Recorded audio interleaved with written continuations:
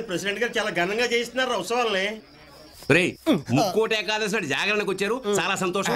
కాస్త ఇవాళ నుంచైనా జాగ్రత్తగా ఉండండి. ఆ విగ్రహాలు చూస్తూ ఉండండి, నేను అలా వెళ్ళి వచ్చేస్తాను. అరే నాకు నిద్ర వస్తుందిరా. మీ ఇద్దరు మేనేజ్ చేయండి, నాకు నిద్ర వస్తుందిరా. అమ్మో ఇటు వెళ్తా కవి గారు ఉంటాడు, ఇటు వెళ్తా. నీకు కూడా నిద్ర వస్తుందా? అవునరా.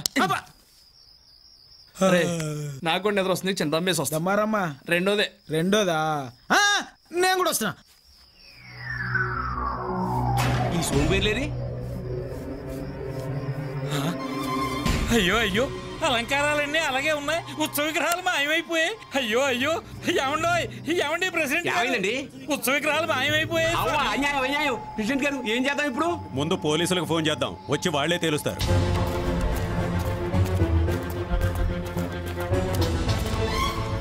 నమస్కారం అండి.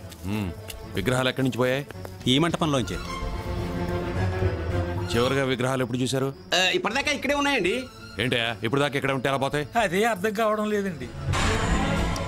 మీతో పాటు ఉన్న వాళ్ళు ఎవరన్నా బయటికి వెళ్ళారా? ఇప్పటిదాకా 3 కుర్రాళ్ళు ఉండాలండి, వాళ్ళు కూడా కనిపించట్లేదు. కానిస్టేబుల్స్ గుడంతా వెతకండి. ఎందుకైనా మంచిది ఇక్కడ వెతుకుదానండి సార్. ఇక్కడ ఎవడో పడుకున్నట్టున్నాడు సార్. వీడే సార్ ఆ కుర్రాళ్ళ లీడరు. వెళ్ళి సార్ని పిలు. సార్ అక్కడ ఎవడో పడుకున్నాడు, డౌట్గా ఉంది సార్. పద. నిద్రపోతున్నాడా నటిస్తున్నాడా? రై రై లేగవరా. స్టేషన్ తీసుకురండి. ఎందుకు సార్?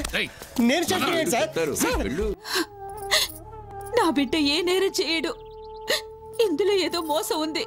అవునమ్మా, మీ వాడు పనికి సోమరిపోతైనా మనసుకు మారాజు, ఇలాంటి అదో పనులు చేయడు. ఏ నా కొడుకు చేశాడో ఆ దొంగతనం నా కొడుకు మీద వేశారు. మీ వాడు జైల్లో ఉన్నట్టు నాకు తెలుసమ్మా. పారిపోయిన వాడి స్నేహితులు ఎక్కడున్నారో కూడా తెలియదు. అయినా మనూళ్ళో గుళ్ళో దొంగల పట్టం ఏంటి, మనోళ్ళ మీద ఆనేరం ఏంటి? అసలు ఈ కుర్రాళ్ళ దొంగతనం చేశారంటారా?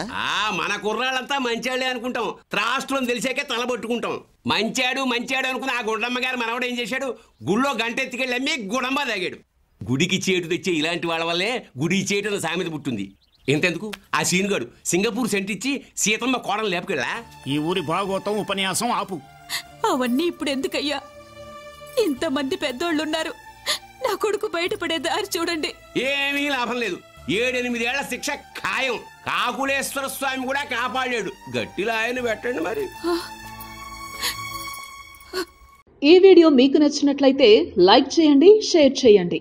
ఇలాంటి మరిన్ని సరికొత్త సినిమా వీడియోల కోసం ఛానల్ ని సబ్స్క్రైబ్ చేయండి. అలాగే ఇక్కడ ఉండే ఈ గంట సింబల్ ని క్లిక్ చేయండి. మేము అప్డేట్ చేసే ప్రతి వీడియో నోటిఫికేషన్స్ మీకు వచ్చేస్తాయి.